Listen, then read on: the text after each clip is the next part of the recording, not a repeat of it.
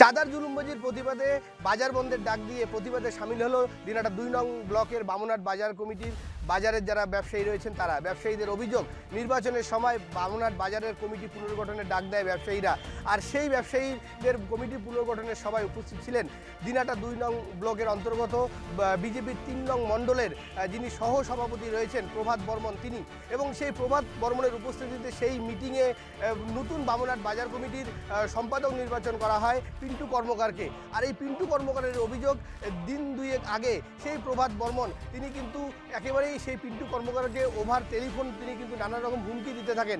সেই হুমকির কারণ হিসেবে পিন্টু কর্মকার জানিয়েছেন যে বাজার কমিটি পুনর্গঠন করার সময় পুরনো কমিটির হাতে যে 2 লক্ষ টাকা ছিল সেই 2 লক্ষ টাকা এই প্রভাত বর্মন নিজের অ্যাকাউন্টে ট্রান্সফারের কথা বলেছিলেন এবং বাজার কমিটি কোনোভাবেই রাজি হয়নি, কারণ কমিটির টাকা বা কোনোভাবেই ব্যক্তিগত অ্যাকাউন্টে তারা হস্তান্তর করবে না। আর সেই থেকে ঘটনার সূত্রপাত। পরবর্তীতে গত 10ই আগস্ট বামুনহাট বাজার কমিটির তত্ত্বাবধানে একটি অনুষ্ঠানের আয়োজন করা হয় এবং সেই অনুষ্ঠান বাবদ সাধারণ ব্যবসায়ীদের কাছ থেকে জোর করে কারো কাছ থেকে 5,000, কারো কাছ থেকে 15-20 হাজার টাকাও একেবারেই দাবি করে এই প্রভাত বর্মন। শুধু তাই নয়, এর প্রতিবাদ করায় পিন্টু বর্মনকে তুলে নিয়ে গিয়ে হুমকি এমনকি মারধরেরও অভিযোগ করে ব্যবসায়ী কমিটি। আর তারই সুরাহা হিসাবে অনির্দিষ্টকালের জন্য তারা বাজার বন্ধের ডাক দিয়েছে ব্যবসায়ী সমিতির পক্ষ থেকে।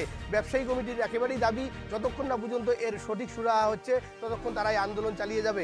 ইতিমধ্যে বাজার বন্ধের এবং পথ অবরোধের খবর শুনে ইতিমধ্যে ঘটনাস্থলে পৌঁছে গিয়েছে সাহেবগঞ্জ থানার পুলিশ এবং তারা ব্যবসায়ীদেরকে আশ্বাস দিয়েছে যে এই ঘটনার দ্রুত তারা কিন্তু যে সমাধান আছে সেই সমাধানের পথ বের করবে এবং পুলিশের কাছ থেকে এই সমাধানের আশ্বাস পেয়ে ইতিমধ্যে কিন্তু অবরোধ তুলে নিয়েছে ব্যবসায়ীরা। তবে ব্যবসায়ীদের একেবারেই দাবি যে তারা অবরোধ তুললেও যতক্ষণ না পর্যন্ত যারা প্রকৃত দোষী তাদেরকে প্রশাসন শাস্তি দিতে পারবে ততক্ষণ পর্যন্ত তারা তাদের আন্দোলন চালিয়ে যাবে।